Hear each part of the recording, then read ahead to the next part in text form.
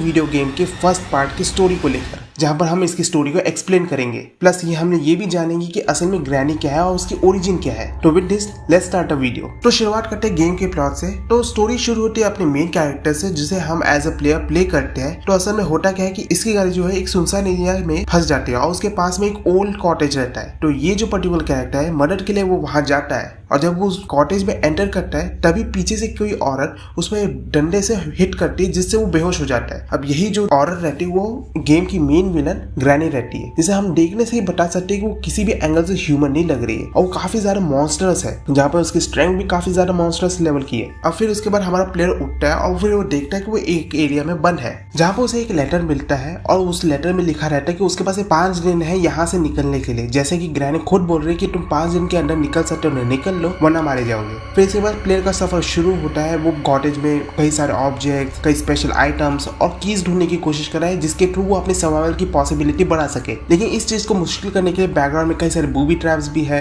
और कई सारे ऐसे एलिमेंट्स है जो कि उसका काम काफी मुश्किल करते हैं। और इससे भी ज्यादा इसकी लाइफ को नर्क बनाने के लिए पीछे ग्रैनी भी घूमते रहते डंडा लेकर। लेकिन इन सब के बावजूद भी कॉटेज में ऐसे कई सारे गैप वगैरह थे, ऐसे छोटे मोटे खुफिया रास्ते हैं जिसके थ्रू हमारा प्लेयर जो है वो किसी तरह वहां से निकलने की कोशिश करता है, किसी तरह वहां से बच जाता है। साथ ही साथ उसे एक ट्रैंक्विलाइजर भी मिलता है जो कि उसकी काफी मदद करता है, जिसके थ्रू वो ग्रैनी को कुछ 2-3 मिनट के लिए बेहोश कर सकता है। हाँ, सिर्फ 2-3 मिनट के लिए, क्योंकि वो ग्रैनी इंसान है ही नहीं। इसके बाद वो कैसे न कैसे चीजें ऑब्जेक्ट्स ढूंढते रहते हैं इस भूल भुलैया में, जहाँ वो उसे एक एक आइटम्स को हर एक जगह से एक पॉसिबिलिटी एंगल से दूसरे पॉसिबल जगह तक लेके जाना पड़ेगा। और यही सारे सिनेरियो चलते रहेंगे जहाँ पर उसे सर्वाइव भी करना है, छुपे भी रहना है और इन सबको यूटिलाइज भी करना है। अल्टीमेटली वो ये सारी चीजों को बहुत ही परफेक्ट मैनर में कर लेता है और अब उसके पास पॉसिबिलिटी है कि वो वहां से निकल जाए। वैसे तो गेमिंग की एंडिंग लेकर चले तो देयर आर 2 पॉसिबिलिटी, या तो आप दरवाजे के थ्रू निकल सकते हो या फिर आप कार के थ्रू निकल सकते हो। लेकिन दोनों ही पॉसिबिलिटी में निकलने के बाद जो है हमें प्लेयर तो निकलते हुए दिखता ही है, साथ ही साथ क्लोजअप में हमें ग्रैनी दिखती है, जहां पर ग्रैनी उसके जाने से बिल्कुल खुश नहीं है और गेम यहीं पर खत्म होता है। तो ओवरऑल गेम प्ले का प्लॉट तो यहीं पर फिनिश होता है। तो अब बात करते हैं ग्रैनी के ओरिजिन को लेकर। तो असल में ग्रैनी एक नॉर्मली ह्यूमन हुआ करती थी हम लोगों की तरह, जो कि उस ओल्ड कॉटेज में अपने हस्बैंड के साथ रहा करती थी। अब ये ओल्ड कॉटेज असल में ग्रैनी के फादर का रहता है और उसके फादर जो है किसी इलीगल एक्टिविटीज में इन्वॉल्व रहते थे। तो इसीलिए वहां से बचने के लिए वो ये कॉटेज का सहारा लेते थे, जो उन्होंने एक सुनसान एरिया में क्रिएट करके रखा था ताकि वो छुप सके। लेकिन वो पकड़े जाते हैं तो अल्टीमेटली ये एरिया खाली हो जाता है। तो ग्रैनी और उसके हस्बैंड वहां रहा करते हैं। अब उनकी एक बेटी भी रहती है जिसका नाम हेलिना रहता है और उनकी ये 3 मेंबर्स की फैमिली काफी खुशहाल रहती है। लेकिन एक दिन जो है ग्रैंडपा गुजर जाते हैं, लेकिन तब ग्रैनी के पास उसकी बेटी हेलिना रहती है। अब हेलिना को भी एक दिन किसी से प्यार हो जाता है जिसका नाम साइमन रहता है। अब उन दोनों की भी एक बेटी होती है जिसका नाम स्लेंडरीना रहता है। असल में ये उसका असली नाम नहीं रहता है, ये नाम एक मेडअप नेम है, क्योंकि जो साइमन रहता है वो असल में आगे जाके स्लेंडरमैन बनता है। तो स्लेंडरमैन का स्लेंडर और हेलिना ये नाम मिलकर स्लेंडरीना नाम उसे मिला है। जहां पर जो साइमन स्लेंडरमैन बनने के बाद कहाँ गायब हो जाता है इसको किसी को भी नहीं मालूम और ये एक अलग ही टॉपिक है। इसके अलावा जो हेलिना है वो कुछ सालों के और गुजर जाती है। तो अब जो स्लेंडरीना है वो बहुत अकेली हो जाती है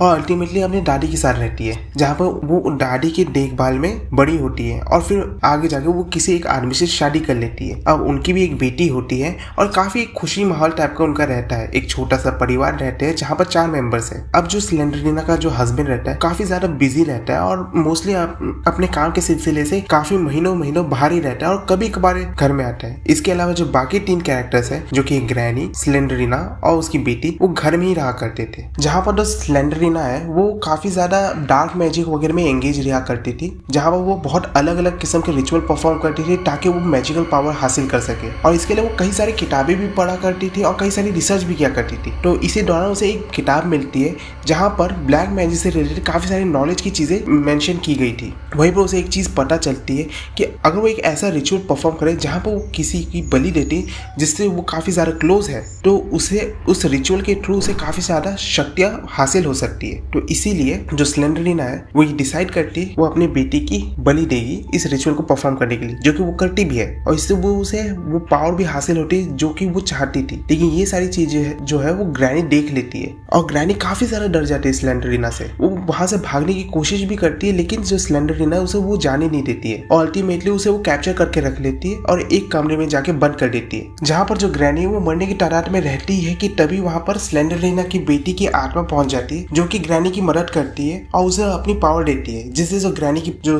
फिजिकल एबिलिटी है, फिजिकल स्ट्रेंथ है, वो इंक्रीज हो जाता है। अल्टीमेटली वो उस कमरे से बाहर निकलती है, लेकिन उस पावर के साथ साथ ग्रैनी के अंदर उसकी बेटी का एंगर और हेट जो है वो भी एब्जॉर्ब हो जाता है, जो ग्रैनी को पूरी तरह से ट्रांसफॉर्म कर देता है एक मॉन्स्टर में। और इस एंगर और हेट के साथ वो स्लेंडरलीना के पास हमला करने जाती है और अल्टीमेटली स्लेंडरलीना को मार देती है। लेकिन असल में यहाँ पर जो स्लेंडरलीना है वो पूरी तरीके से नहीं मरती है, उसकी फिजिकल बॉडी तो खत्म हो जाती है, लेकिन उसकी जो सोल है वो वहीं पर रहती है और वो अब उस कॉटेज में भटकती रहती है। तो ओवरऑल तो इसकी ओरिजिन और स्टोरी इसी तरीके से है। अब यहाँ पर ये भी सवाल निकल के आता है कि जो ग्रैनी है वो अनजान लोगों पर हमला क्यों करती है, इवन दो कि उसने स्लेंडरलीना को मार दिया। तो यहाँ पर मेरी एक थ्योरी निकल के आती है कि जब ग्रैनी ने स्लेंडरलीना को मारा था तो इससे जो उसकी बेटी की आत्मा जो है उसे तो एक तरह से मुक्ति मिल ही जाती है, क्योंकि उसका बदला पूरा हो जाता है, लेकिन जो स्लेंडरलीना है उसकी जो आत्मा है वहीं पर भटकने लग जाती है और फिर वो अल्टीमेटली ग्रैनी को इन्फ्लुएंस और उसे कंट्रोल करने लगती है। इसलिए जब भी कोई आता है तो जो ग्रैनी है उसे वो डायरेक्टली नहीं मारती है,